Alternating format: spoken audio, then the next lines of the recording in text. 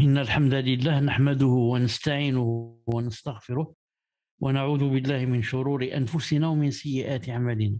من يهده الله فلا مضل له ومن يضلله فلا هادي له، وأشهد أن لا إله إلا الله وحده لا شريك له، وأشهد أن محمدا صلى الله عليه وسلم عبده ورسوله.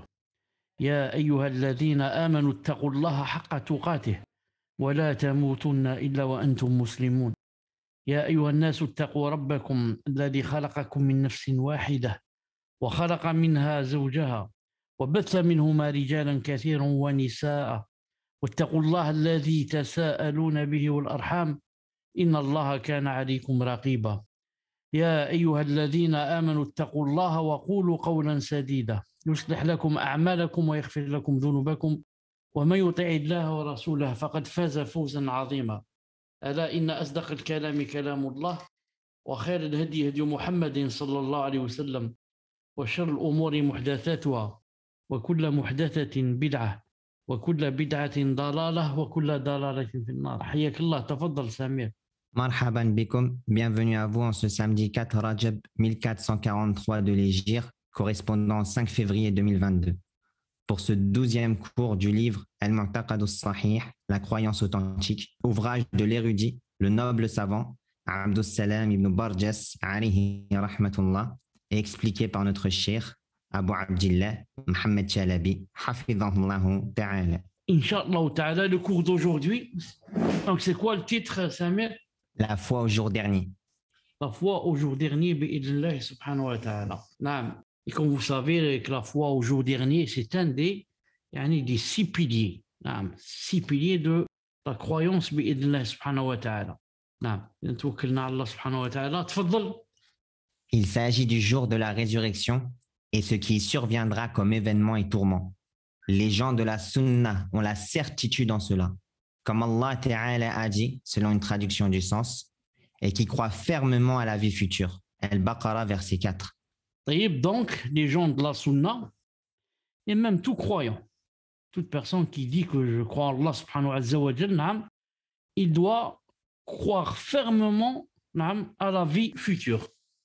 C'est-à-dire que il y a une autre vie après la mort. Et toute personne qui croit en cela doit croire en cela fermement, avec conviction. Même si le shaitan, il se peut qu'il veuille jouer un peu et dire qu'il n'y en a pas. Le but, c'est de combattre le shaitan, c'est connu, c'est ça le djihad. Mais Al-Sunnah al-Jama'a, à la base, croit fermement à la vie future, bi'idhnillahi subhanahu wa ta'ala. Et la différence entre celui qui croit à la vie future et celui qui ne croit pas en cela, celui qui croit, donc, il se prépare. Il se prépare pour ce grand voyage. Et il sait que là-bas, il doit rendre des comptes, etc.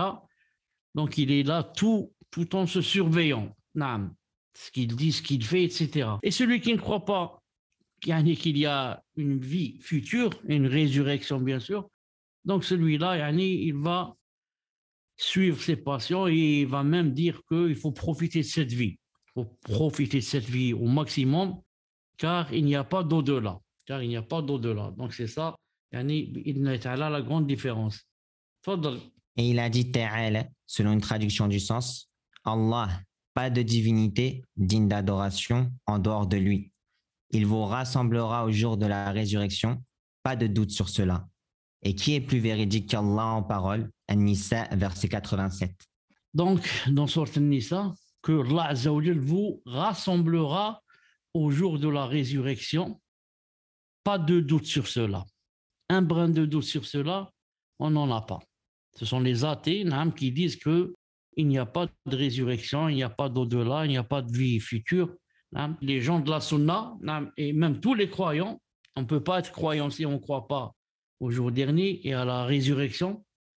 Donc, alhamdoulilah, il a dit, il vous rassemblera, on sera rassemblés pour rendre des comptes un certain jour. Ce jour arrivera tôt ou tard, qu'on le veuille ou pas. Et il est impossible de refouler ce jour. Il est impossible de ne pas être présent ce jour pour rendre des comptes. Et la preuve que ce jour viendra, C'est Allah Ta'ala qui l'a dit. Et qui est plus véridique qu'Allah en parole? Allah Ta'ala l'a dit. Ce n'est pas X ou Y. C'est Allah Ta'ala qui l'a dit. Est-ce qu'il y a quelqu'un de plus véridique qu'Allah subhanahu wa ta'ala? Impossible. Non. Et il a dit Ta'ala, selon une traduction du sens, et l'heure arrivera sans aucun doute. Pardonne-leur donc d'un beau pardon. Al-Hijr, verset 85. Non, toujours pour confirmer. Et l'heure arrivera sans aucun doute. Non. Nul doute que cette heure doit arriver, que la fin du monde arrivera, qu'il y aura un jour de rassemblement, qu'il y aura la résurrection, qu'on doit rendre des comptes. Non. Tout cela, comme j'ai dit tout à l'heure, pour que la personne cesse un peu de rêver, de vivre dans les rêves, ou alors de suivre ses passions, mais de se préparer pour ne pas dire comme vont dire les kuffars, on ne savait pas, si on pouvait revenir, si Allah Ta'ala nous pardonne, si ceci, cela. Allah Ta'ala va te dire, tu as vécu 30 ans ou 40 ans ou 50 ans ou même 100 ans. Il y en a qui ont vécu 500, 600 ans, 700, 1000 ans. Donc, aucune excuse pour la personne. La résurrection. Donc, rentre maintenant aussi dans la foi, les piliers de la foi, la résurrection. Croire que non seulement on va mourir, ça tout le monde le sait, mais qu'on va ressusciter, car il y en a beaucoup qui disent qu'il n'y a pas de résurrection. Et que quand on meurt, on devient poussière. On devient poussière. Les Sunna ou Jama'a disent, on ressuscite et c'est Allah Ta'ala qui nous fait ressusciter pour se trouver devant lui pour rendre des comptes. Pourquoi on dit cela? Non, parce qu'il est possible que certains disent, oui, il y a résurrection, mais on va rentrer dans un corps d'un autre. On va incarner un animal ou quelque chose comme ça, comme les hindous disent ça. Non. Nous, on dit non, on va ressusciter, c'est-à-dire nous-mêmes, on va ressusciter par la force d'Allah Azza wa Jalla et par sa volonté, et c'est lui qui nous fait ressusciter. Et nous-mêmes, on va se trouver debout devant Allah subhanahu wa ta'ala pour rendre des comptes, et non pas que notre âme va être incarnée dans un animal ou autre. Non. On continue. Entre dans cela la foi en la résurrection, qui est la ressuscitation des morts. Allah Ta'ala a dit, selon une traduction du sens, et on soufflera dans la trompe, et voilà que ceux qui seront dans les cieux et sur la terre seront foudroyés, sauf ceux qu'Allah voudra épargner. Puis, on y soufflera à nouveau, et les voilà debout à regarder. Az-Zumar, verset 68. Aujourd'hui, on a fait le cours seulement en français, parce que quand j'ai décidé de le faire, c'était juste hier, donc je n'ai pas eu le temps de le faire en arabe et en français. Mais Inch'Allah Ta'ala, quand je me repose bien, on reviendra à bilingue. Bilingue, c'est mieux. Donc ici, Allah subhanahu wa ta'ala dit وَنُفِخَ فِي الصُّورِ فَصَعِقَ مَنْ فِي السَّمَاوَاتِ وَمَنْ فِي الْأَرْضِ فَصَعِقَ foudroyé إِلَّا مَنْ شَاءَ اللَّهِ, sauf que Allah subhanahu wa ta'ala a exempté. ثُمَّ نُفِخَ فِي أُخْرَى فَإِذَا هُمْ قِيَّامٌ يَنْظُرُونَ. Et voilà debout à regarder. Donc, c'est pour prouver quoi? Qu'il y a la résurrection. Et que Allah Azza wa Jal a dit, on soufflera. Donc, il demandera à Israfil de souffler dans la trompe. C'est sa fonction. C'est lui qui souffle dans la trompe. Et quand il souffle dans la trompe, toutes nos âmes vont aller chacune dans le corps, dans son corps. Mon âme va venir dans mon corps à moi, et ton âme dans ton corps à toi, et l'autre âme dans le corps d'Y, de X. Jamais une âme ne peut se tromper, aller dans un autre corps. Donc, et nous voilà d'abord foudroyés, comme vous savez, ils vont tomber morts. Ça c'est parce qu'il y a deux souffles. Certains disent on a trois, mais le vrai c'est qu'il y en a deux. Il y en a deux. Et il a dit, donc, sauf ceux qu'Allah Azza wa Jal voudra épargner. Donc il y a certains que Allah subhanahu wa ta'ala seront épargnés et ne seront pas foudroyés par le souffle. Mais c'est certain, puisqu'il n'y a ni verset ni hadith authentique qui montre qui sont-ils. Donc les savants ont divergé. Certains ont dit que ce sont les martyrs. Les martyrs. Ils seront exempts du foudroiement. Ils ne seront pas foudroyés bi'idhnillah azza wa jal. D'autres ont dit que ce sont les messagers. Puisque si le martyr a cette faveur, pourquoi pas le messager qui est mieux que lui? Certains ont dit que ce sont les anges, certains ont dit que ce sont les houris dans le paradis. Et comme ça. Donc il n'y a rien d'authentique dans un verset ou un hadith authentique qui montre cela. Mais ce qu'on doit croire, c'est qu'il y a une catégorie d'êtres vivants. Je n'ai pas dit d'hommes là pour faire entrer les houris ou bien des anges là. Donc il y a une partie, une catégorie d'êtres vivants qui ne sera pas foudroyée par le souffle bi'idhnillah azza wa jal. Ça, le premier souffle. Puis on soufflera à nouveau et la personne se trouve debout devant, voilà, debout à regarder. Le croyant, bien sûr, il sait, il va dire, subhanallah, c'est ça le jour que j'attendais depuis des années, depuis que j'ai connu Allah subhanahu wa ta'ala. Mais imaginez le kafir, il ne va pas croire, ses yeux, il va pas croire ce qui se passe. Il va dire, c'est impossible. Oui, c'est impossible, mais comme on dit, c'est vrai. C'est impossible, mais c'est vrai. Il a dit aussi, Allah azza wa jal, et il a dit ta'ala, selon une traduction du sens, tout comme nous avons commencé la première création, nous la répéterons. C'est une promesse qui nous incombe et nous l'accomplirons. Al-Anbiya, verset 104. Donc, remarquez bien, comme nous avons commencé la première création, nous la répéterons. Qu'est-ce qui est plus difficile? De commencer une création, de la répéter. Qu'est-ce qui est plus difficile? La première fois. La première fois, c'est le néant. Rien n'existe, ensuite Allah Ta'ala crée. Donc, si Allah Ta'ala peut te créer du néant, c'est plus facile pour lui de te répéter. Tu as déjà existé et il va te répéter. Et ce qu'il faut savoir, c'est que, regardez bien le verbe ici, comme en arabe, c'est « Kama bada'na awwala khalqin nu'iduh ». Je le répète, nous le répéterons. Donc, ce n'est pas, on va venir avec un autre corps. C'est nous-mêmes qui allons revenir avec notre même corps. Le même corps avec lequel on a vécu dans cette vie. C'est ce même corps qui va revenir. Donc, pourquoi? Parce que Allah Ta'ala ne va pas te créer de nouveau. Mais il va te répéter. Tu existes déjà, il va te répéter. C'est une promesse qui nous incombe. Et nous l'accomplirons, cette promesse. Et qui est plus véridique qu'Allah Azza wa Jal lorsqu'il donne une promesse? Qui est plus véridique? Est-ce que Allah Azza wa Jal manque ses promesses? Jamais. Donc, il faut s'attendre à ce jour-là et à être répété pour se trouver debout, pour rendre les comptes subhanahu wa ta'ala. Les feuillets des œuvres. Comment ça s'appelle en arabe? Sahaif, al-a'mal. Sahaif ou suhuf al-a'mal. Donc, les feuillets des œuvres subhanahu wa ta'ala. Qu'a dit Allah Ta'ala à ce sujet? Allah Ta'ala a dit, selon une traduction du sens, quant à celui à qui on remettra son livre dans la main droite, il dira, tenez, lisez mon livre. J'étais certain de rendre des comptes. Il jouira d'une vie agréable dans un paradis élevé dont les fruits sont à portée de main. Mangez et buvez à votre aise en récompense de ce que vous avez accompli dans les jours passés. Quand les gens viendront pour rencontrer Allah subhanahu wa jal, il n'y aura que deux sortes de gens.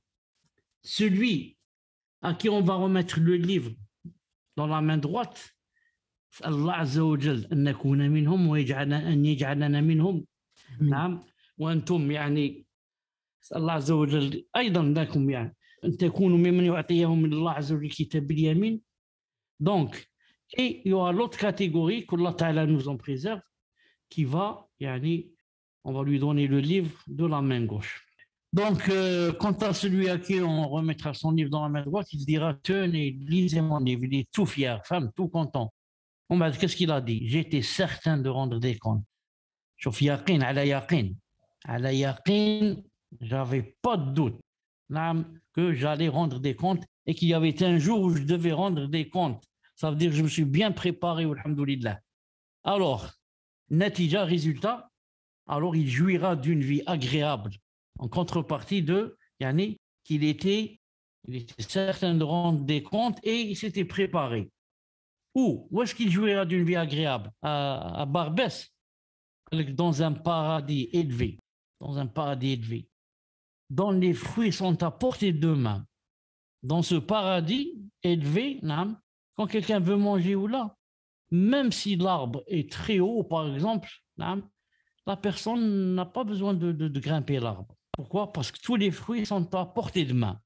Et il y a même un hadith authentique qui dit que le fait déjà de penser, par exemple, à tel fruit, le fruit va arriver jusqu'à la bouche. Masha'Allah. Allah Ta'ala dit, mangez et buvez à votre aise. Mangez et buvez à votre aise.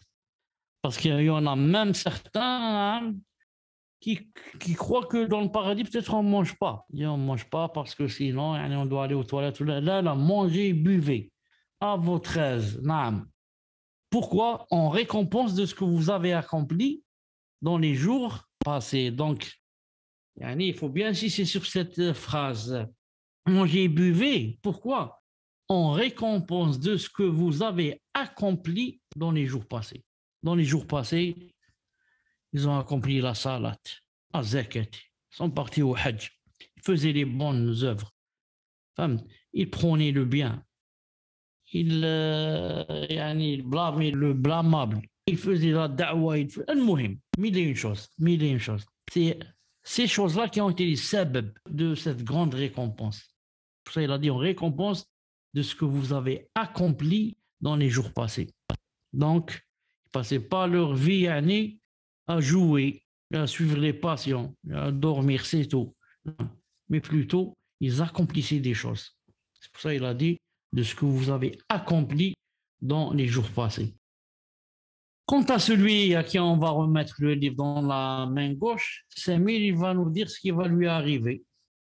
Quant à celui à qui on remettra son livre dans la main gauche, il dira « Hélas pour moi, j'aurais souhaité qu'on ne m'ait pas remis mon livre et ne pas avoir connu mes comptes.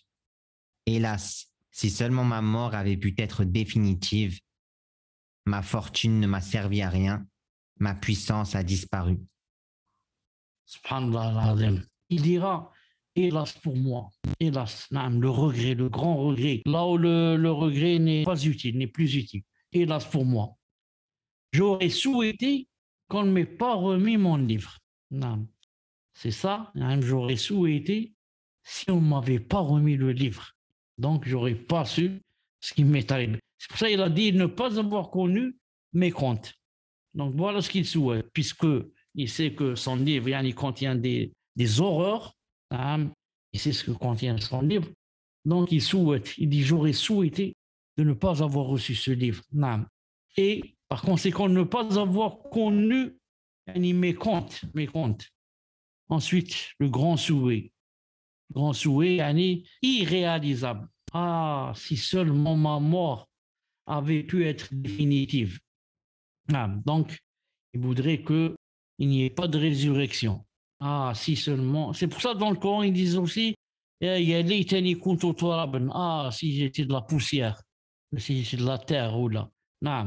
Pourquoi? Il dit ah, si seulement ma mort avait pu être définitive et je ne serais pas ressuscité, comme ça je ne viendrais pas rendre des comptes à Allah, et comme ça je ne serais pas jeté en enfer. Je reste là, comme poussière, ou là, je reste dans la tombe, et je ne viens pas à ce jour-là, parce qu'il sait que c'est très difficile ce qu'il attend. Je vais dire, ma fortune ne m'a servi à rien. Donc, être richissime, mais super richard, et avoir tous les biens du monde, ne te sert à rien si tu n'as pas obéi à Allah subhanahu wa ta'ala. si tu n'as pas, si tu n'as pas passé cette vie dans l'obéissance, si tu n'as pas observé ce qu'Allah Azza wa Jalla t'a demandé d'observer, si tu n'as pas délaissé ce qu'Allah subhanahu wa ta'ala t'a demandé de délaisser et de t'en éloigner. Donc, tout ce que tu as comme argent ne va te servir à rien. Et tous les biens ne vont te servir à rien. Ni l'or, ni les voitures, ni. Ma puissance a disparu.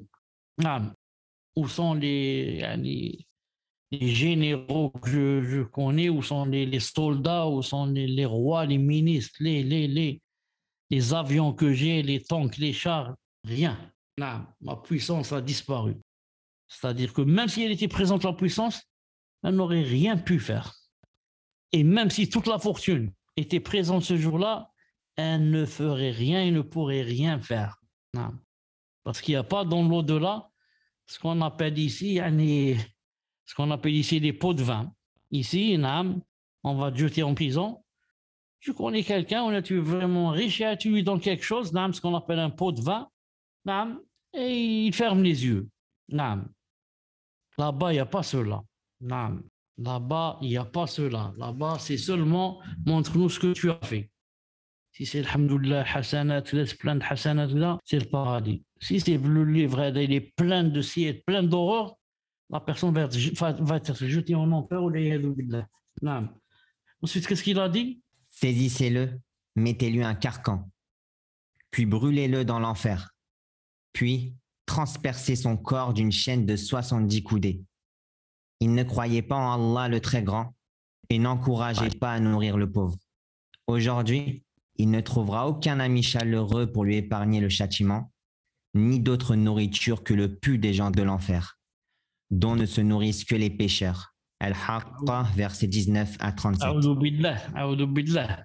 Donc maintenant qu'il ait eu son livre de la main gauche et que lui, il a désespéré, et qu'il a souhaité ce qu'il a souhaité, maintenant on va voir ce qui va lui arriver.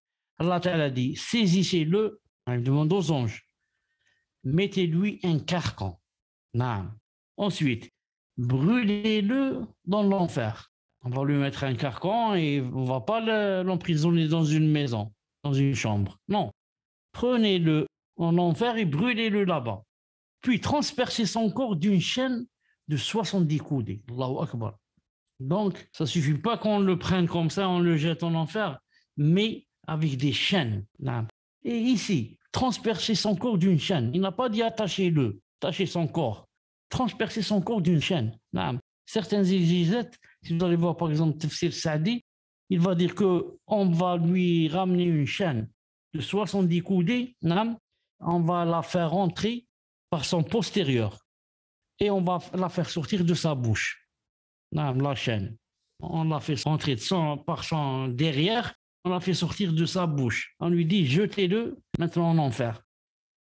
Pourquoi? Il ne croyait pas en Allah le Très Grand.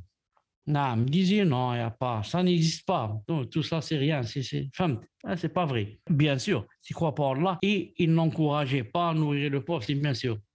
Mais aujourd'hui, il ne trouvera aucun ami chaleureux pour lui épargner le châtiment. Qu'est-ce que ça veut dire ça? Dans cette vie, il va trouver beaucoup d'amis. Mais ici, il a dit, il n'en trouvera pas. On va citer quelque chose à propos. Là, on termine ici. Il a dit, il n'aura d'autre nourriture que le pu des gens de l'enfer. Le pu. À force des chaînes, à force ça, il va y avoir du pu qui va sortir. Il y a des corps, des koffars. Donc ce pu, où est-ce qu'on va le jeter? Non. On va le donner comme boisson. On va le donner comme boisson aux gens de l'enfer, aux athées, à ceux qui n'ont pas cru. Dont ne se nourrissent que les pécheurs. Alors qu'on avait cité que les autres étaient où? Dans le paradis. Avec des fruits qui descendent jusqu'à la bouche. Mangez, buvez, profitez. Et cela, tout à fait le contraire. Ici, quand il a dit aujourd'hui, il ne trouvera aucun ami chaleureux pour lui épargner le châtiment. Regardez, je l'ai mis en blanc. Parce que je veux dire un petit commentaire. Donc voilà ce verset, je l'ai repris. Aujourd'hui, il ne trouvera aucun ami chaleureux pour lui épargner le châtiment. Ici, beaucoup de gens, quand tu lui dis par exemple, tu fais ça, tu vas aller en enfer ou bien, il te dit quoi? Il te dit, on ira tous. Je ne suis pas le seul. Je ne suis pas le seul. Tout le monde fait ça. Par exemple, tu dis attention, hein, tu bois l'alcool, c'est grave, si tu meurs. Et il te dit, tout le monde en boit et tout le monde va en enfer. Et après, je vais avec tout le monde. Attention, tu fais la zina, c'est grave, si tu meurs, Allah Ta'ala te fera telle et telle chose. Mais allez, je ne suis pas le seul. Qu'ils nous fassent tous, on est nombreux. Donc, quand tu perçois par exemple un malheur, elle voudrait savoir s'il y a d'autres personnes qui sont dans la même posture, disons. Donc, alhamdoulilah, je ne suis pas le seul, par exemple, à avoir ce malheur. Si une personne échoue au bac, la première des choses qu'elle demande, qui a échoué aussi. Donc, quand il soit telle personne, tel élève va aussi échouer comme moi, il va dire, alhamdoulilah, ça me réconforte, je ne suis pas le seul. Donc, Allah Ta'ala dit, attention, par rapport à l'enfer, il n'y a pas ça. Il a dit aujourd'hui ici, en enfer, il ne trouvera aucun ami chaleureux pour lui épargner le châtiment et le conforter et dire, ma'alish, puisque nous sommes nombreux, donc ça va nous réconforter. C'est pour ça que Allah Ta'ala dit dans le Coran, وَلَنْ يَنْفَعَكُمُ الْيَوْمَ لَنْ يَنْفَعَكُمُ الْيَوْمَ إِذْ ظَلَمْتُمْ أَنَّكُمْ فِي الْعَذَابِ مُشْتَرِكُونَ. C'est-à-dire, il ne vous profitera point ce jour-là, du moment que vous avez été injuste, que vous soyez associés dans le châtiment. Parce que beaucoup disent ici, alhamdoulilah, je ne suis pas seul dans le châtiment, je suis associé, on est nombreux. Pourquoi tu fais ça ou là? Attention, je ne suis pas le seul, allez, on va tous aller en enfer.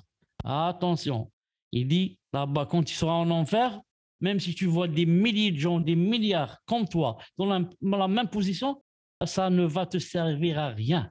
Ça ne va pas te réconforter ou là, rien. Ça, il a dit attention, il ne vous profitera en rien ce jour-là, si, bien sûr, j'avais été injuste, que vous soyez associés dans le châtiment.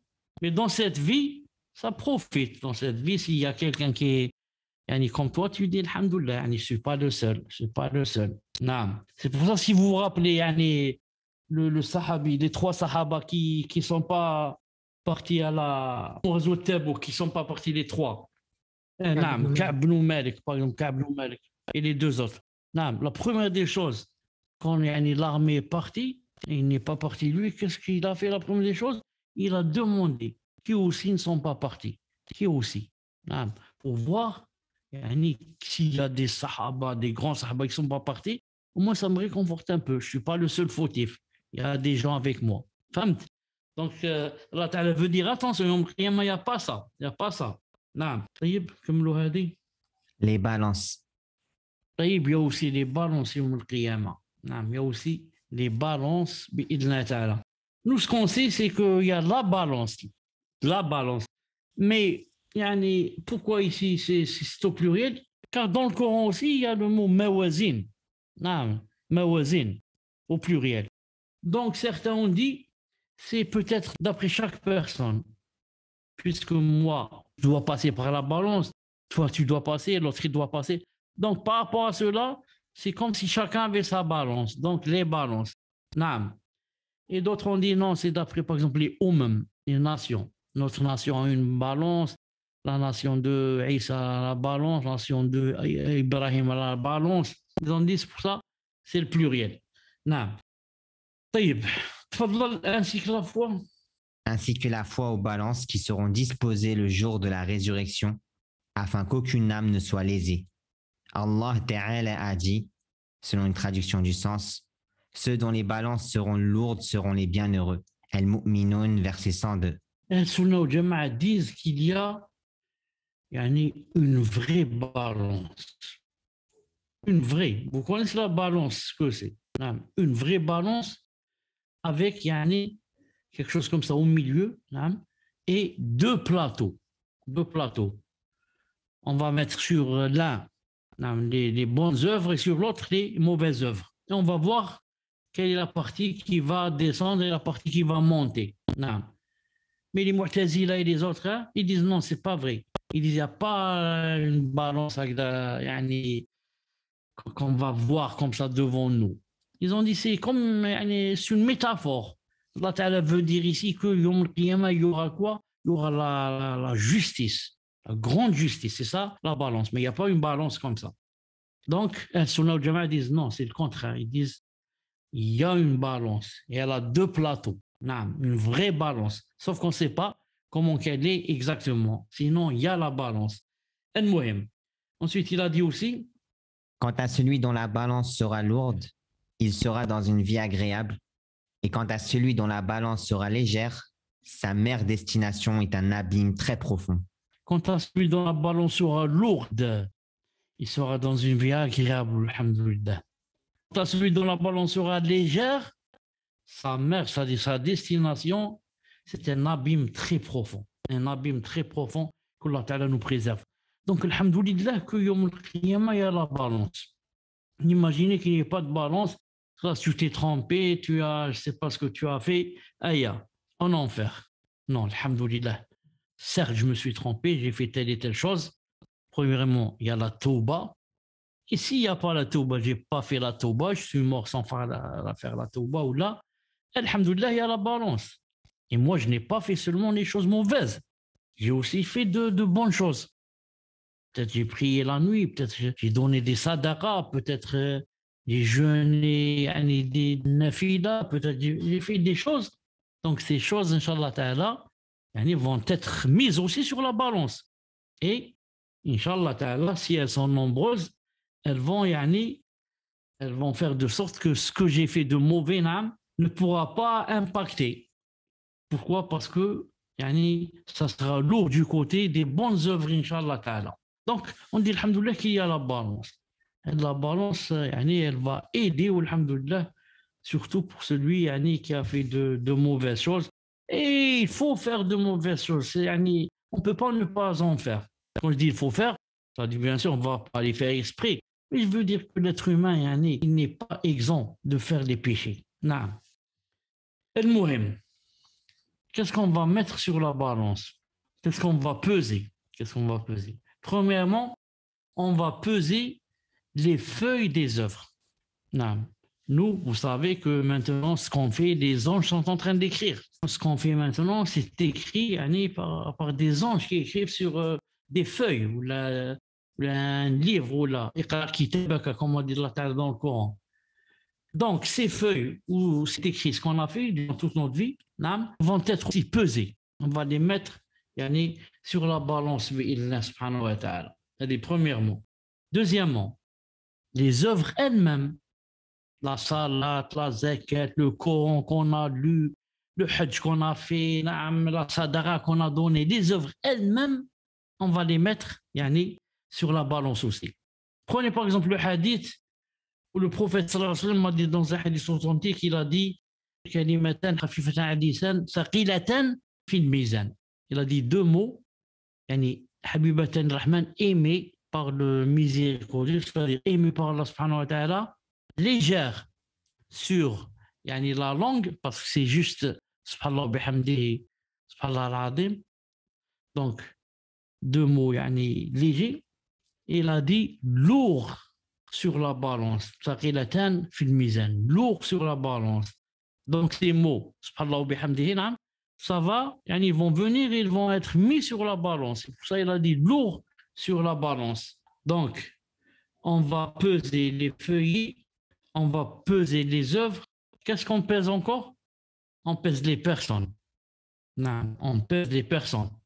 Est-ce que toutes les personnes ou quelques-unes, Allah Ta'ala, mais des personnes seront pesées? Dalil, une fois Abdullah ibn Mas'ud, radiyallahu ta'ala anhu, le hadith est authentifié par Sheikh al-Albani.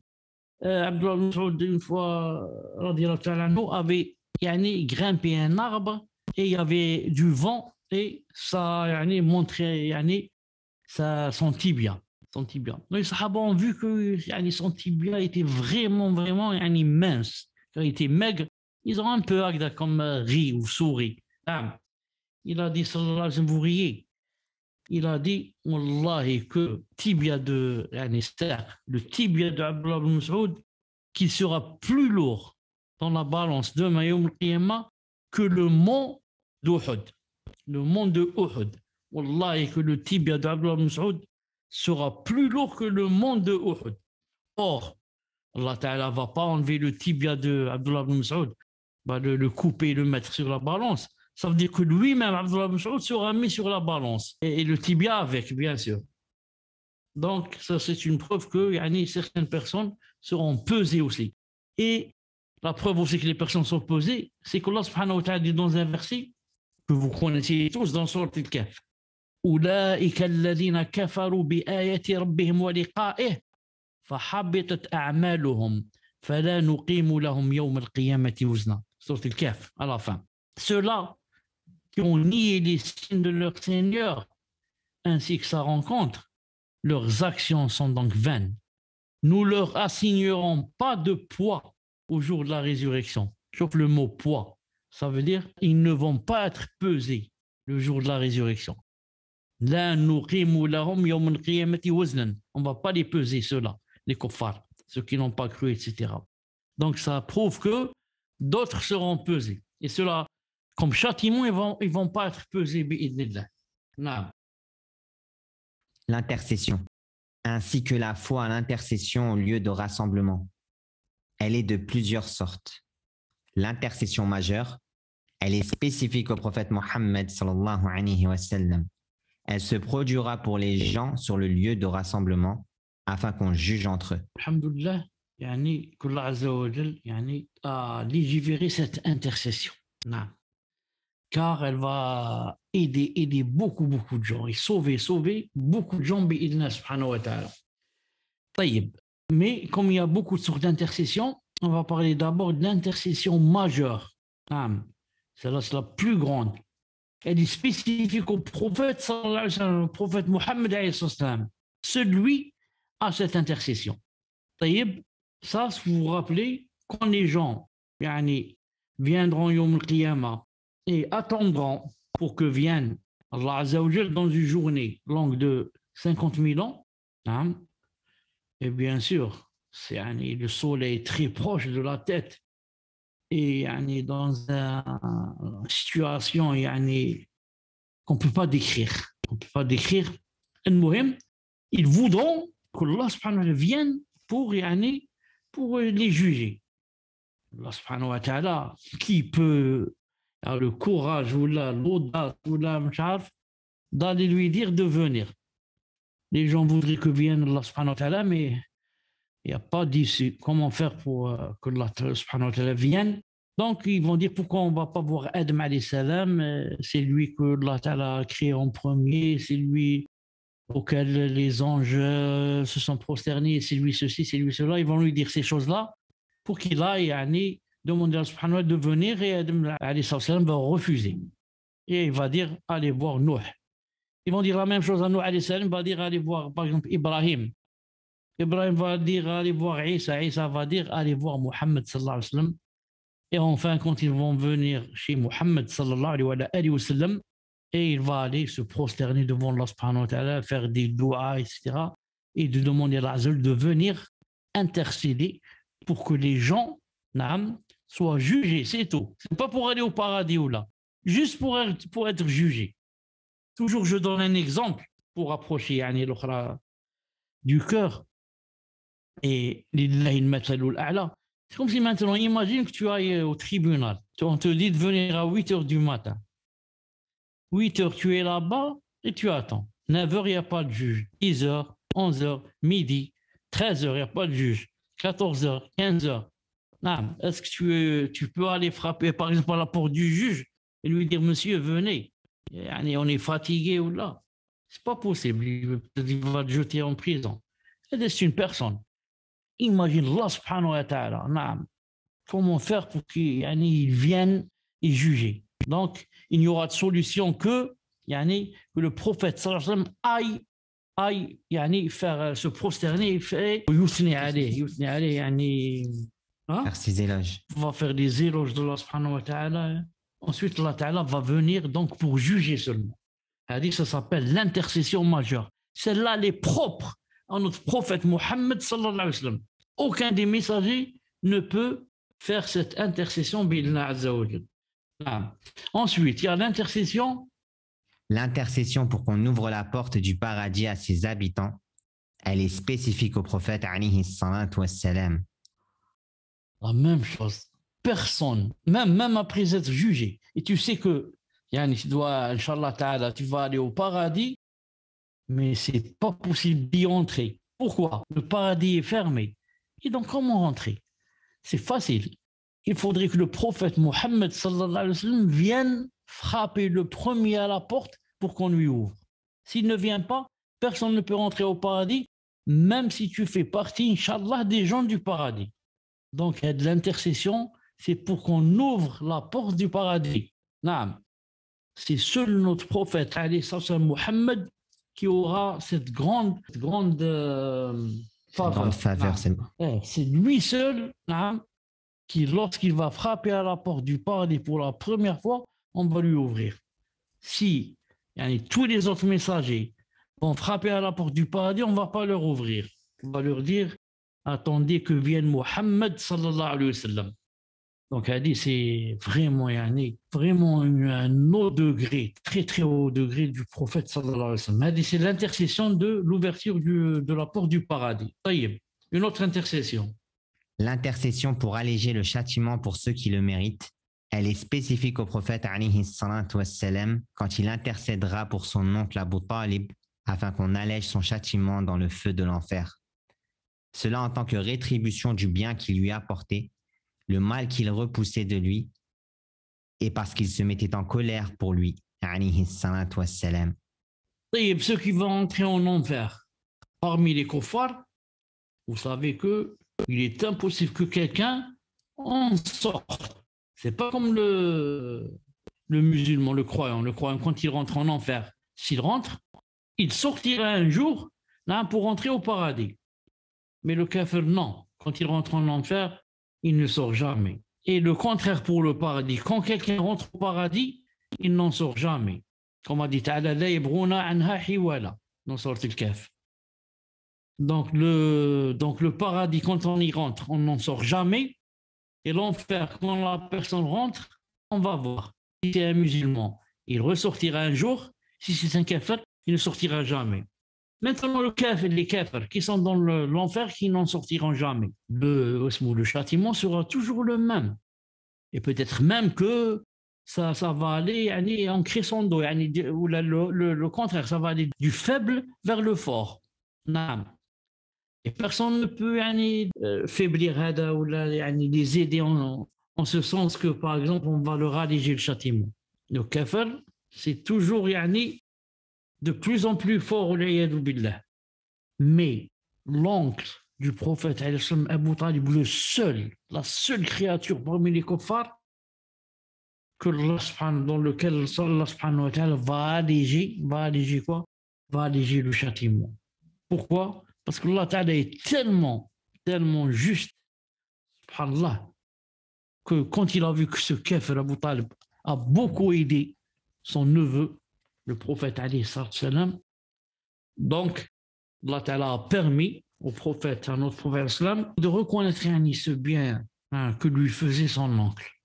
Il dit alors, puisqu'il a fait tout ça, il t'a aidé, il repoussait les gens qui se mettaient en colère contre lui. Alors Allah ta'ala va lui dire, alors tu peux lui intercéder de façon à ce que on va lui alléger un peu son châtiment. On va le mettre comme ça dans un endroit où il y a de l'eau qui arrive un peu plus haut que les chevilles, mais on va lui mettre des souliers d'enfer. Quand il met ses pieds dedans, il a dit, sa moelle, le cerveau, il commence à bouillir. Donc c'est une intercession pour un kafir, un seul kafir, qui s'appelle Abu Talib, l'oncle du prophète sallallahu alayhi wa sallam. Tous les autres kuffars, il n'y a pas d'allègement du châtiment. Donc elle dit c'est une intercession spéciale, spéciale de la part de Mohammed Hassan, spéciale pour Abu Talib. l'intercession pour élever les degrés de gens parmi les habitants du paradis. Il a été dit, cela est spécifique au prophète Mohammed, alayhi salatu wassalam, tandis que d'autres ont dit, cela ne lui est pas spécifique. Naam, les savants ont divergé. Est-ce que cela est spécifique à notre prophète ou bien à tous les prophètes?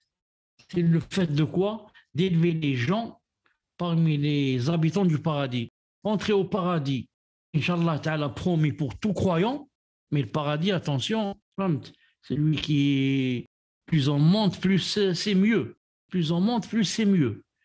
Donc, il y a comme des étages comme ça, et il est possible que le prophète ou bien certains prophètes font l'intercession pour certains pour qu'ils soient élevés au lieu qu'ils soient par exemple au premier étage, par exemple, il montrera au deuxième. Celui-là au deuxième, on va le montrer au sixième. Exemple là, juste pour comprendre. Donc, ça c'est l'intercession pour élever les degrés des gens parmi les paradis. Alors le degré peut être en autre chose. Il sera élevé, même si peut-être il reste dans le même endroit là, mais élevé de sorte à ce que, par exemple, qu'il puisse accéder à des choses que l'autre auquel on n'a pas fait l'intercession ne peut pas y accéder. Par exemple, s'asseoir avec des messagers, par exemple, voir Allah subhanahu wa ta'ala matin et soir, peut-être avoir tel et tel nombre d'ourris, manger telle et telle chose que les gens ne mangent pas peut-être. Il y a l'intercession d'être élevé en degré, même si on est déjà au paradis. Ensuite, qu'est-ce qu'il y a comme intercession? L'intercession pour les auteurs de grands péchés. Les désobéissants parmi les monothéistes qui sont entrés dans le feu à cause de leurs péchés, afin qu'ils en sortent. Le messager d'Allah alayhi salatu wassalam intercédera pour cela, ainsi que d'autres parmi les envoyés, les anges, les vertueux et les martyrs. Donc il y a l'intercession maintenant pour les auteurs des grands péchés, parmi qui? Parmi les musulmans, les monothéistes, qui vont rentrer au feu, qui avant d'aller au paradis doivent passer par le feu, car leurs péchés sont beaucoup nombreux, beaucoup plus que les hasanats qu'ils ont faites. Et Allah Ta'ala ne leur a pas pardonné ce qu'ils ont fait, peut-être qu'ils n'ont pas fait tauba, peut-être même. Donc elle doit après être rentrée en enfer. Le messager alayhi salam fera l'intercession pour les faire sortir. Et pas lui-même, c'est pas seulement lui qui fait cette intercession, mais aussi, il y a les anges qui en font pour certains, il y a les vertueux, les pieux, etc. Allah Ta'ala va leur dire, faites sortir certains, et les martyrs aussi, les shuhada, le martyr, comme vous savez, il fait l'intercession à 70 de sa famille, comme dans le hadith authentique. Le Coran et le jeûne intercéderont pour leurs compagnons le jour de la résurrection, de même que les enfants des croyants intercéderont pour leurs parents. Ça, j'ai lu ça dans le fichier, mais je ne l'ai pas mis. Ça, même les enfants, ils intercéderont, ils vont dire on ne rentre pas au paradis jusqu'à ce que nos parents y rentrent aussi. Bien sûr, il faut que les parents soient des monothéistes. Mais Allah va leur dire, donc prenez vos parents par la main et rentrez avec eux au paradis. Il y a aussi une intercession qu'il n'a pas citée ici, c'est que le prophète va intercéder pour certains qui sont désignés pour entrer en enfer, mais n'y entreront pas. C'est pas comme l'autre intercession où qu'on a vu, ils vont entrer en enfer et après un certain temps, il va les faire ressortir. Non. Ceux-là, ils ont été désignés pour entrer en enfer.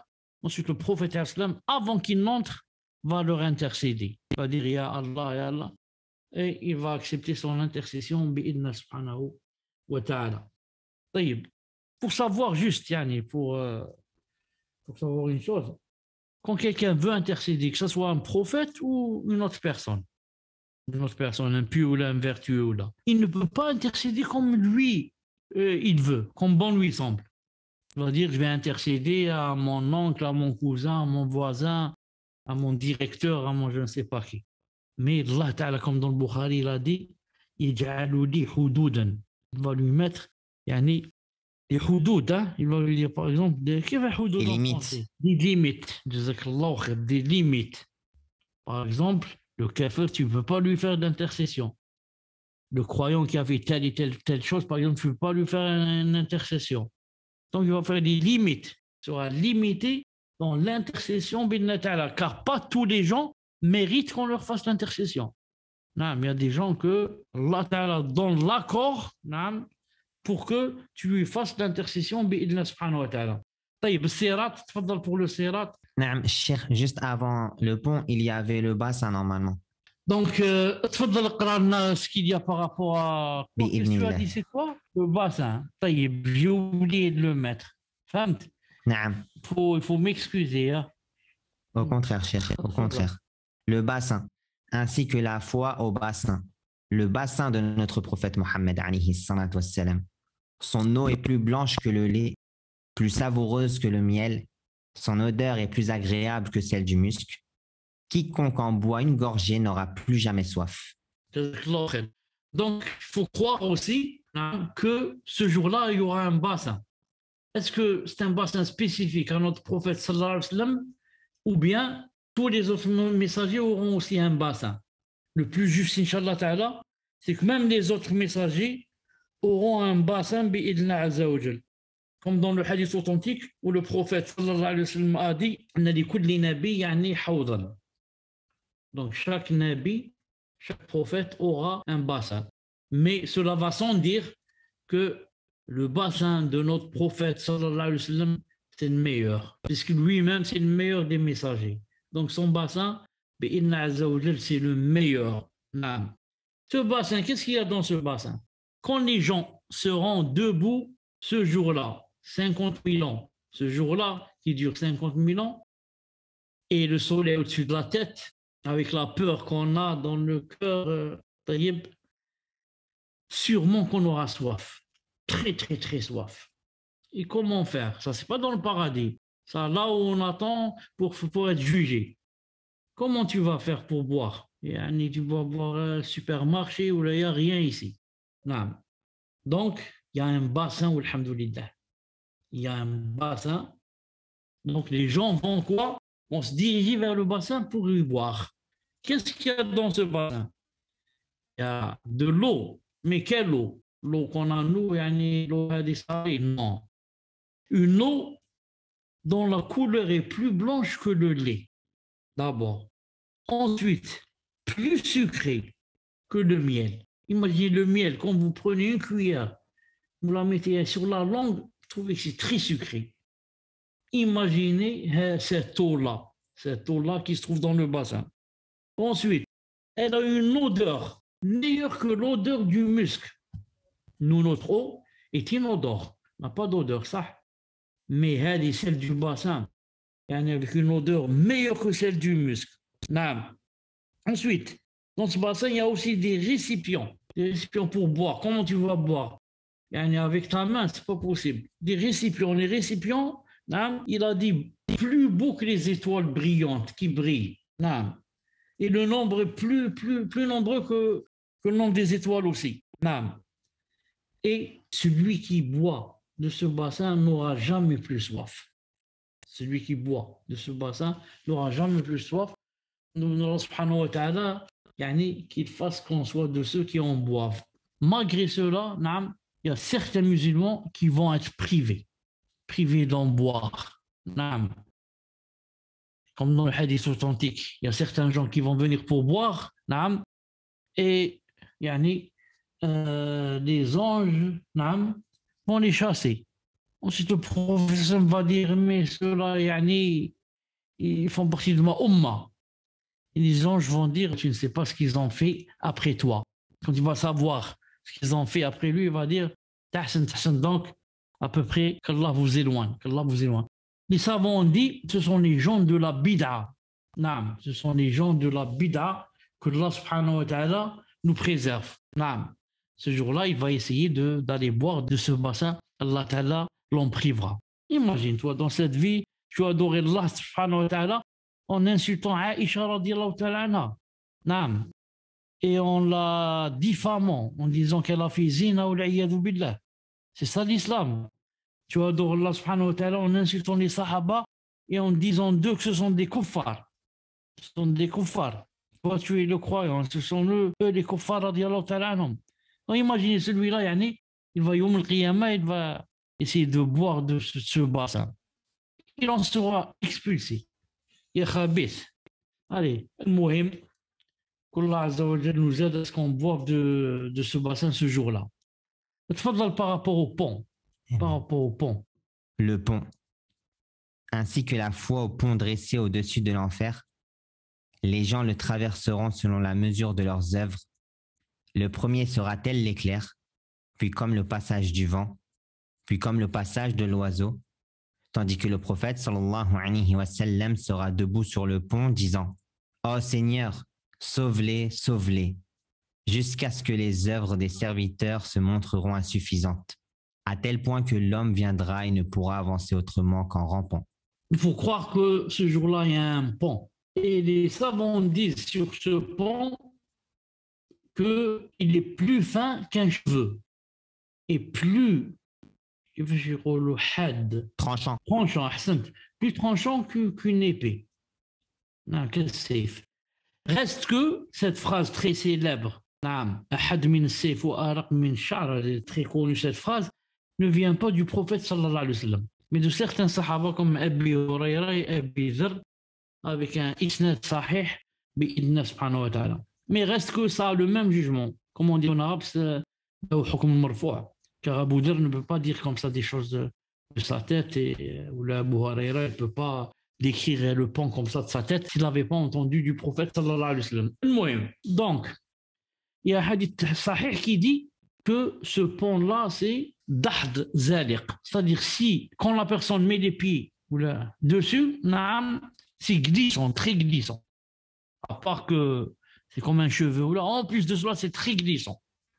Le plus pire, c'est quoi? C'est que le pont sera mis, bien sûr, entre là où on est en train de juger et le paradis. Comme ça, si on traverse, on rentre au paradis. Donc, il sera tendu comme ça, comme vous voyez, quand on voit des fois on nous montre entre deux montagnes. Deux montagnes, quelqu'un qui peut traverser sur une corde, par exemple. Et imaginez un peu, si on arrive à traverser, on sera au paradis. Si on tombe, c'est l'enfer qui est en bas. C'est pour ça qu'Allah Ta'ala dit وَإِن مِّنكُمْ إِلَّا وَارِدُهَا كَانَ عَلَى رَبِّكَ حَتْمًا مَقْضِيًّا ثُمَّ نُنَجِّي الَّذِينَ اتَّقَوْا وَنَذَرُ الْكَافِرِينَ فِيهَا جِثِيًّا. C'est pour ça que tout le monde doit passer sur ce pont. Et on va voir s'il va tomber ou bien il va réussir à passer de l'autre côté pour entrer au paradis. Cheikh Ben Uthaymin a dit, parce qu'il y a une divergence en cela, il a dit les kuffars ne passeront pas sur le pont. Certains ont dit ils passeront et ils tomberont. Cheikh Ben Uthaymin a dit non, ils iront directement en enfer. Pourquoi? Le pont est fait pourquoi? Le pont est fait pour te tester si tu vas réussir à rentrer au paradis ou pas. Et le kafir ne rentrera pas au paradis, donc il n'aura pas, il va être testé, puisque sa finalité c'est l'enfer. Donc autant le jeter directement en enfer. Comme ça dit Cheikh Ben Uthaymin, rahimahullah ta'ala. Et comme je disais, le pire de cela, c'est que quand on va passer sur ce pont, il y aura vraiment une totale obscurité. Une totale obscurité. Il n'y a ni lampe, ni lampadaire, ni bougie, ni rien. Non. Donc, cela dépendra de la foi de la personne. Plus son iman était fort et vraiment ancré dans le cœur, plein de tawhid, plein de sunnah, et plus Allah Ta'ala lui donnera une lumière, une grande lumière avec laquelle il verra où poser les pieds quand il est sur ce pont. Et il va lui ajouter une autre faveur, c'est l'aider à passer ce pont très rapidement. C'est pour ça qu'il a dit le premier sera tel l'éclair, comme un éclair. Une seconde, il se trouve de l'autre côté. Puis le deuxième, la deuxième catégorie de gens passeront comme le vent. Puis la troisième catégorie, comme un oiseau. Doucement, il arrive. Ensuite, jusqu'au dernier qui, certains vont marcher sur le pont en rampant. Certains n'auront de la lumière que le bout, je vois notre doigt, par exemple, l'orteil, par exemple, du pied. Juste imagine, tu as quelques centimètres de lumière. Imagine, tu es dans une obscurité totale, tu regardes ton pied, tu as devant ton pied 2 ou 3 centimètres de lumière. Donc, ça va prendre, je ne sais pas combien de temps pour pouvoir traverser ce pont. Et il y en a qui ont comme un projecteur devant eux, à cause de l'iman, le grand projecteur qui est dans le cœur.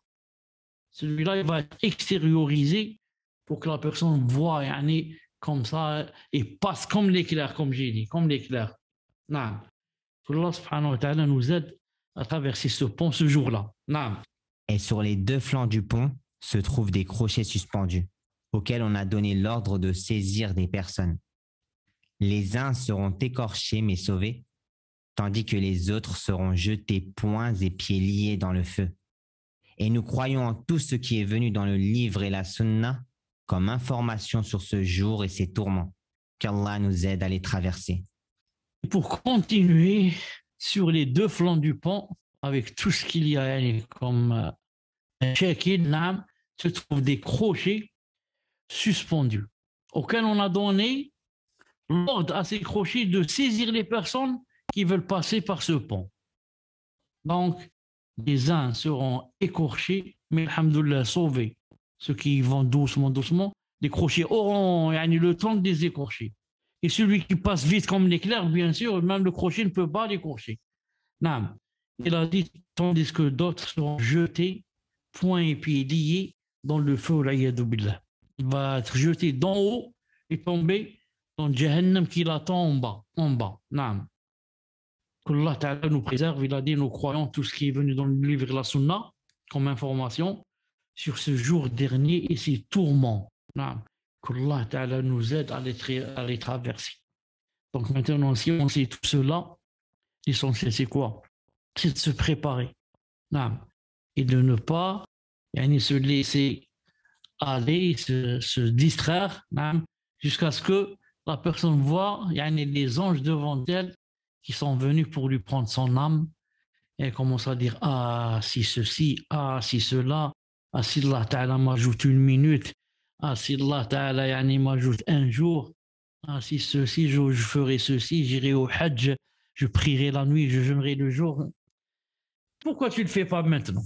Maintenant que tu es libre, naam, alhamdoulilah, tu as avec toi ton esprit, tu n'as pas Alzheimer ou naam, tu es très lucide, tu comprends, tu lis, naam, tu sais ce que Allah Ta'ala t'a ordonné, tu sais ce qu'il t'a dit de t'en éloigner et tu fais rien.